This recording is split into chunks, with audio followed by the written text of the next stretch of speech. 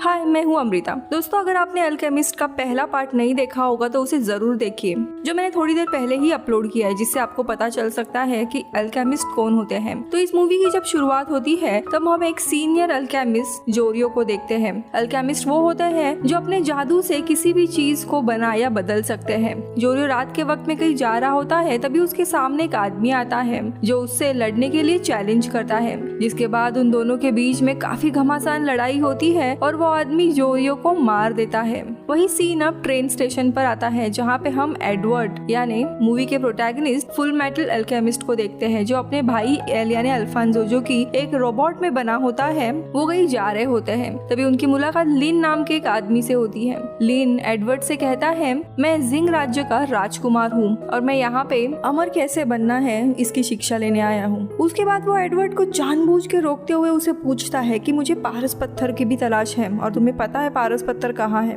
लेकिन पारस पत्थर का नाम सुनते ही एडवर्ड वहाँ से जाने लगता है। दरअसल एडवर्ड खुद पारस पत्थर की तलाश कर रहा होता है ताकि वो अपने भाई एल को एक शरीर दे सके। अतीत में हुए एक हादसे के कारण उसका शरीर इस दुनिया से चला गया था और एडवर्ड पारस पत्थर से ही उसका शरीर वापस ला सकता था। ये हादसा क्या था आपको फर्स्ट पार्ट में पता चलेगा। अब लिन के साथ इनकी बहस हो ही रही थी कि तभी वहाँ पे कुछ गुंडे आके सबके साथ लड़ने लगते हैं। लेकिन तभी लिन के कुछ साथी आते हैं और वो गुंडों के साथ लड़ने लगते हैं, जिसके साथ लिन के साथी एडवर्ड और एल पर भी हमला करते हैं। ट्रेन के ऊपर जाके इनकी काफी घमासान लड़ाई हो रही थी। लेकिन तभी एडवर्ड की मदद करने के लिए कर्नल के रूप में वहाँ पे एनवी आता है, जो कि दरअसल एक हिमेंकुलस होता है। लेकिन तभी लिन का एक साथी एनवी पर भी हमला करता है, जिस पर एडवर्ड कहता है कि एनवी पर तुम्हारे हमलों का कुछ भी असर नहीं होगा, क्योंकि इसने अपने शरीर में हजारों लोगों की आत्मा कैद की है, इसीलिए वो कभी भी मर नहीं सकता। अब ये सुनने पर लिन कहता है कि यानी ये भी अमर है, इसलिए लिन के साथ ही उसे पकड़ लेते हैं और वहाँ से चले जाते हैं। वही एडवर्ड जाकर गुंडों के लीडर को पकड़ता है, पर तभी पता चलता है कि उस गुंडे ने ट्रेन की ब्रेक फेल कर दी थी। और जब एडवर्ड को ये पता चलता है तो वो तुरंत इंजन के पास जाने लगता है। लेकिन तभी वो गुंडा पीछे से आकर एडवर्ड और एल को ट्रेन के नीचे गिरा देता है, पर एडवर्ड अपनी शक्तियों की मदद से ट्रेन के पटरियों को हवा में ऊपर उठा देता है। और जब ट्रेन सेंट्रल स्टेशन के ऊपर क्रैश होने वाली रहती है, वही उन पटरियों के ऊपर जाने की वजह से उसका स्पीड पूरा स्लो डाउन हो जाता है और वो हवा में ही रुकने लगती है, क्योंकि एडवर्ड ने वैसे ही जादू की थी। वही स्टेशन पर हम असली कर्नल रॉय को देखते हैं, जो कि एक फ्लेम अल्केमिस्ट होते हैं। इधर कर्नल उन सभी गुंडों को पकड़ लेता है, जिसके बाद ट्रेन से किंग ब्रैंडली उतरते हैं, जिन्हें मारने के लिए ही वो गुंडे आए हुए थे, जो कि एमेस्ट्रिन देश के प्रेसिडेंट होते हैं। जिसके बाद एडवर्ड और एल कर्नल से मिलने जाते हैं, जहाँ पे कर्नल उन्हें बताता है कि हमारे 10 स्टेट अल्केमिस्ट को किसी आदमी ने मार दिया है और हमें बस इतना ही पता है कि उसके सर पर एक निशान है, इसीलिए हम उसे स्कार बुलाते हैं। कर्नल आगे कहता है कि तुम दोनों भी अल्केमिस्ट हो और तुम्हारी सुरक्षा के लिए अब से ब्रेडा और फैलमन यानी 2 सोल्जर तुम्हारे साथ रहेंगे। पर एडवर्ड और एल उन दोनों से अपना पीछा छुड़ाकर भाग जाते हैं। जिसके बाद वो दोनों वहाँ से जाने लगते हैं कि तभी उनकी मुलाकात मे चैंग नाम के एक लड़की से होती है। मे एडवर्ड के कारण नीचे गिर जाती है, इसीलिए वो उसे डिनर के लिए लेके जाते हैं। फिर मे एडवर्ड से कहती है कि दरअसल वो भी जिंग राज्य से आई हुई है और वो भी यहाँ पे अमर कैसे बना जाता है ये सीखने आई है। लेकिन तभी ये सुनते ही एडवर्ड को गुस्सा आता है, क्योंकि ट्रेन में लिन भी ऐसी कुछ चीजें सीखने के लिए आया था और लिन की याद आने के ऊपर वो मे पर गुस्सा होता है और उसके पीछे भागने लगता है। पर मे भागते हुए एक कोट पहने हुए आदमी के पीछे जाकर छुप जाती है। ये देख एडवर्ड रुक जाता है, लेकिन तभी वहाँ पे वही एडवर्ड के सिपाही आते हैं और उसे कहते हैं कि कर्नल ने मुझे आपकी सुरक्षा के लिए भेजा है। और तभी वो कोट पहना हुआ आदमी अपना जैकेट हटाता है और उसके सर पे जो निशान रहता है उसे देख पता चलता है कि वो स्कार था। अब ये देख वो सिपाही स्कार के ऊपर हमला करने जाता है, लेकिन स्कार उसे एक ही झटके में मार देता है। तभी वहाँ पे एल आता है, लेकिन एडवर्ड उसे भागने के लिए कहता है और वो दोनों भी वहाँ से भागने लगते हैं। पर स्कार अपने मैजिक से उसे रोक लेता है और कहता है कि मैं यहाँ पे भगवान की तरफ से आया हूँ तुम सबको सजा देने के लिए, क्योंकि तुम जो भी कर रहे हो ये कुदरत के नियमों के खिलाफ है। जिसके बाद इनके बीच में बहुत ही लड़ाई होती है, जिसमें एल का एक हाथ टूट जाता है। वही एडवर्ड जिसका एक हाथ पूरा मेटल का था उसे भी स्कार तोड़ देता है। जिसके बाद स्कार एडवर्ड को मारने जाने वाला होता है कि तभी वहाँ पे कर्नल कुछ सिपाहियों के साथ आ जाते हैं। कर्नल के पास आग की शक्ति रहती है और वो अपने हाथ का इस्तेमाल करते हुए स्कार पर हमला करने की कोशिश करते हैं, मगर कर्नल अपनी शक्तियों का इस्तेमाल नहीं कर पाते क्योंकि तभी बारिश हो रही थी और उनके ग्लव आग के गोले नहीं फेंक पाते।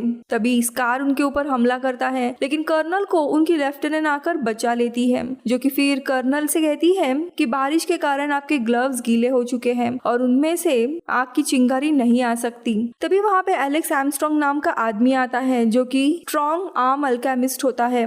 जिसके बाद स्कार और इनके बीच में काफी लड़ाई शुरू होती है, लेकिन इसी बीच में स्कार का चश्मा गिर जाता है। उसकी लाल आंखें और ब्राउन स्किन देखकर सभी को पता चल जाता है कि ये दरअसल एक इशवालन नाम के राज्य का आदमी है। इस राज्य के सारे लोग अल्केमी के खिलाफ थे। अब देखते देखते इस बैटल ग्राउंड में काफी सारे सिपाही आ गए होते हैं। इसे देखते ही स्कार, जिसने सारे मरे हुए अल्केमिस्ट की ताकत ली होती है, वो अपनी शक्ति से पूरे ग्राउंड को ओपन करता है और वहाँ पे जाके गायब होता है। इधर एडवर्ड एल के पास जाता है, लेकिन एल काफी गुस्सा था और उसे कहता है कि तुम अपनी जान बचा के भाग सकते थे तो तुम यहाँ से गए क्यों नहीं? और तुम्हें याद है ना, हमने एक दूसरे को वादा किया था कि हम अपने शरीर को वापस लेके आएंगे, लेकिन अगर तुम आज चले जाते तो मैं जिंदा रह के कुछ भी नहीं कर पाता। अब उसी दरम्यान वहाँ पे कर्नल आ जाते हैं। अब सब लोग महल जाते हैं, जहाँ पे कर्नल रॉय बताता है कि ये आदमी दरअसल ईशावल राज्य से आया था, लेकिन इस राज्य और ईशावल राज्य में बहुत ही ज्यादा दुश्मनी थी,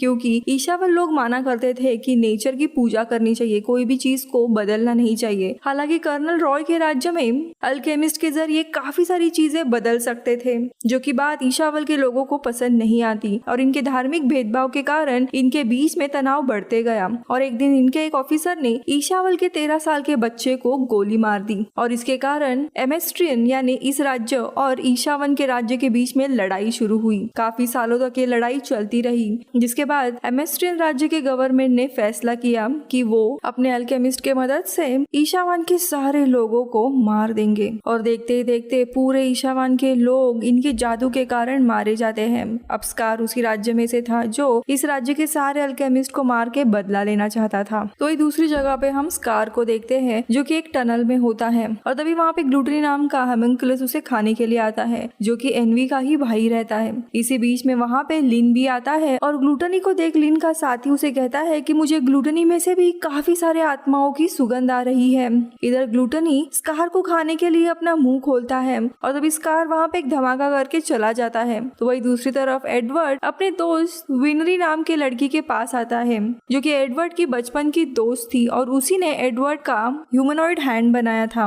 और एडवर्ड के कहने पर विनरी उसके लिए एक नया हाथ बनाती है। वही एडवर्ड अपने माँ के कब्र पर फूल चढ़ाने के लिए जाता है और तभी वहाँ पे पहली बार उसकी मुलाकात अपने पिता वैन से होती है, लेकिन वो उनके ऊपर काफी गुस्सा होता है क्योंकि बचपन में वो उन्हें छोड़ के चले गए थे। दूसरी तरफ स्कार धमाके के कारण घायल हो गया था, जिसे मैं शहर के बाहर एक बस्ती में लाकर उसका इलाज कर रही होती है, जहाँ पर और भी ईशावलन लोग रह रहे थे। तो वही दूसरी तरफ वैन यानी एडवर्ड के पिता विनरी के घर पे जाते हैं, जहाँ पे उसकी मुलाकात पिनाको नाम के औरत से होती है जो विनरी के घर उसके साथ रहा करती थी। वैन वहाँ से एक फैमिली फोटो लेता है और जाने से पहले पिनाको से कहता है हमारे देश में भी ज़ेरेक्स शहर की तरह बहुत जल्दी तबाही होने वाली है। तभी वहाँ पे एडवर्ड आता है, जिसे पिनाको बताती है कि ज़ेरेक्स शहर तबाह हो गया था, लेकिन उसका कुछ हिस्सा रेगिस्तान के पूर्व दिशा की ओर बचा हुआ है। वहाँ जाके जंग के लिए तुम्हें काफी सारी चीजें मिल सकती है। अब एडवर्ड पिनाको की बताई हुई जगह पे आता है, जहाँ पे एडवर्ड पर कुछ लोग हमला कर देते हैं। तभी वहाँ पे शान नाम की बुजुर्ग औरत आती है और उन्हें लड़ाई करने से रोकती है। इसी बीच में एक छोटा लड़का कहता है कि मुझे और शान को युद्ध के समय 2 एमेस्ट्रियन डॉक्टर ने बचाया था, जो कि एक कपल थे। रॉचबेल था। जख्मी पड़े सारे ईशावन के लोगों का वो इलाज कर रहे थे, लेकिन इलाज करते हुए एक दिन उन्हीं के एक पेशेंट ने दोनों भी डॉक्टर को मार दिया। ये मारने वाला इंसान और कोई नहीं बल्कि ईशावलन का ही रहने वाला था और वो एमेस्ट्रियन लोगों से काफी नफरत करता था, इसीलिए उसने उन डॉक्टर्स को मार दिया था। मारने वाले के सर पे क्रॉस का निशान था और उसके हाथ में टैटू थे। अब यहाँ पे हमें पता चलता है ये इंसान और कोई नहीं बल्कि स्कार था और जो डॉक्टर मारे गए थे वो दरअसल और कोई नहीं बल्कि विनरी के ही माता पिता थे। वही दूसरी तरफ स्कार से मिलने के लिए उसके गुरु आते हैं, जो स्कार से कहते हैं कि तुम एल्केमिस्ट से बदला लेने के लिए उन्हें मार रहे हो, लेकिन ऐसा कब तक चलेगा? तुम्हें खुद को रोकना होगा। लेकिन स्कार काफी गुस्सा होता है और उनकी बात मानने से इनकार कर देता है। इधर एडवर्ड जाकर एल को उसका नया हाथ दिखाता है कि तभी वहाँ पे लीन आता है और कहता है कि मैं तुम्हारी एनवी को ढूंढने में मदद करूंगा ताकि तुम एनवी से मैं अमर कैसे बन सकता हूँ ये राज जान सको, जिसे मैं जानकर अपने राजा को दूंगा जो कि बीमार है, ताकि मैं उन्हें बचा सकूं। लेकिन एडवर्ड मना करता है क्योंकि उसे इन सारे चीजों में नहीं पड़ना था। जिसके बाद एडवर्ड उसी बस्ती में जाता है जहाँ पे स्कार का इलाज हो रहा था, जहाँ पे वो स्कार को देखता है और उनके बीच में लड़ाई शुरू होने लगती है। एडवर्ड स्कार से कहता है कि तुमने विनरी के माता पिता को क्यों मारा था, लेकिन तभी वहाँ पे विनरी भी आ जाती है जो ये सारी बातें सुन लेती है। विनरी फिर एक बंदूक लेकर स्कार पर गोली चलाने जाती है कि तभी एडवर्ड आकर उसे रोकता है और ये देखकर स्कार को उसके भाई की याद आ जाती है जिसने उसे ऐसे ही एक बार बचाया था। अब स्कार को ये चीजें याद आने के कारण वो इमोशनल होता है और वहाँ से चला जाता है और एडवर्ड विनरी को समझाने लगता है। तो वही दूसरी तरफ एनवी भी ग्लूटनी के साथ आता है, पर लिन अपने साथियों के साथ आकर ग्लूटनी को पकड़ लेता है। लेकिन तभी वहाँ पर प्रेसिडेंट आते हैं और लिन के एक साथी को घायल कर देते हैं, पर लिन आकर अपने साथी को लेकर भाग जाता है। लेकिन क्योंकि लिन की वही साथी घायल हो चुकी थी और वो लड़ नहीं सकती थी, वो अपना एक हाथ काट देती है। इधर एडवर्ड और एल दोबारा से स्कार के साथ लड़ने लगते हैं, लेकिन तभी वहाँ पे ग्लूटनी भी स्कार को ढूंढते हुए आती है, पर लिन आकर ग्लूटनी को पकड़ लेता है। वही लिन की साथी ने अपने घायल हाथों को काट कर एक डॉग को बांध देती है और प्रेसिडेंट उस डॉग का पीछा करते हैं और लिन की वही साथी बचकर निकल जाती है। इधर लेफ्टिनेंट आकर स्कार के पैर पर गोली चलाती है, पर मे आकर स्कार को बचाकर लेके जाती है। लेकिन तभी मे से उसका जियोमी नाम का जो एक छोटा सा साथी रहता है वो गिर जाता है। तो वही दूसरी तरफ लिन की जो साथी रहती है जो घायल हुई थी उसका इलाज करने के लिए लाया जाता है, जहाँ पे कर्नल भी आते हैं। लिन कर्नल को ग्लूटनी को दिखाता है और कहता है कि शायद प्रेसिडेंट भी एक होम्युनकुलस है, क्योंकि मैंने उनकी आंखों में होम्युनकुलस का निशान देखा था। वही दूसरी ओर प्रेसिडेंट एक आदमी के पास जाते हैं और कहते हैं कि कर्नल की मदद से हम पोर्टल को वापस खोल सकते हैं। वही दूसरी जगह पे मे को हम देखते हैं जो अपने जादू से स्कार के पैर को ठीक करती है। इधर कर्नल एडवर्ड से कहते हैं कि जंग के दौरान एक अल्केमिस्ट ने स्कार के लोगों पर हमला कर उसे मार दिया था, जिसमें स्कार की मौत हो जाती है और उसका एक हाथ भी काट दिया गया था, पर उसके भाई ने अपने जादू से स्कार को वापस इस दुनिया में जिंदा कर दिया था और अपना हाथ स्कार को दिया था। तो वही दूसरी तरफ स्कार को होश आता है, वो अपने सामने विनरी के माता पिता को देखता है जिन्हें उसने खुद ने मार डाला था। वही एल जियोमी को अपने साथ बाहर लाता है कि तभी जियोमी मे को देख लेता है और उसके साथ चला जाता है, जबकि वही एल मे का पीछा करता है और उसे मे ने स्कार को कहाँ रखा है ये पता चल जाता है। इसके बाद एडवर्ड और एल वहाँ जाकर स्कार से लड़ने लगते हैं और उसे पकड़ लेते हैं। तभी वहाँ पे कर्नल, लेफ्टिनेंट और विनरी भी आ जाती है। विनरी को अब पता चल गया था कि स्कार ने उसके माता पिता को मारा है। वो उसके पास जाती है। स्कार को लगता है कि अब वो उसे मार डालने वाली है, लेकिन विनरी स्कार को हाथ पे लगे हुए घाव पर रुमाल बांधती है। लेकिन ये देख स्कार काफी हैरान होता है और उसे अपनी गलती का एहसास होता है कि उसने विनरी के माता पिता को मार कर बहुत ही बड़ी गलती की है, इसीलिए वो उससे माफी मांगता है। लेकिन इसी दरम्यान लीन भागते हुए आता है जिसके पीछे ग्लूटनी पड़ा हुआ था और तभी ग्लूटनी आकर कर्नल पर हमला करता है, क्योंकि जंग के दौरान कर्नल ने उनके तीसरे साथी यानी लस्ट को मार दिया था। ग्लूटनी फिर विनरी पर हमला करता है, पर स्कार आकर विनरी को बचाता है। तभी वहाँ पे एनवी भी आता है और ग्लूटनी से कहता है तुम्हें एडवर्ड और एल को नहीं मारना है वरना हमारे पिता गुस्सा हो जाएंगे। लेकिन तब तक बहुत ही देर हो चुकी थी, क्योंकि उनके बीच में लड़ाई शुरू होती है, जहाँ पे ग्लूटनी अपना पूरा शरीर खोल देता है और उसका पेट खुलने के कारण सारी चीजें उसकी तरफ खींचे चली जाती है, जिसमें एडवर्ड, लीन और गलती से वो एनवी को भी खा लेता है। अब कुछ समय के बाद हम देखते हैं ग्लूटनी के पेट में एनवी, एडवर्ड और लीन होता है। एडवर्ड पूछता है कि हम कहाँ हैं? तभी एनवी कहता है कि हम द ट्रूथ realm में हैं, जिसे द गेट भी कहा जाता है। लेकिन एडवर्ड वहाँ पे ऑलरेडी जा चुका था फर्स्ट पार्ट में, इसीलिए वो कहता है कि ये ऐसे नहीं दिखता, वो जगह अलग है। तभी एनवी बताता है हमारे पिता ग्लूटनी के पेट में से द ट्रूथ इस राम में जाने का पोर्टल बनाना चाहते थे, लेकिन वो बना नहीं पाए और अब हम यहाँ पे हमेशा के लिए अटक गए हैं। जिसके बाद एनवी अपने असली रूप में आने लगता है, जो काफी भयानक दिख रहा था। और यहीं पे ये मूवी खत्म होती है। इसके थर्ड पार्ट में हमें आगे क्या होगा वो पता चलेगा। पार्ट 1 1 जरूर देखिएगा। मैं मिलूंगी आपसे अगले वीडियो में। Bye bye.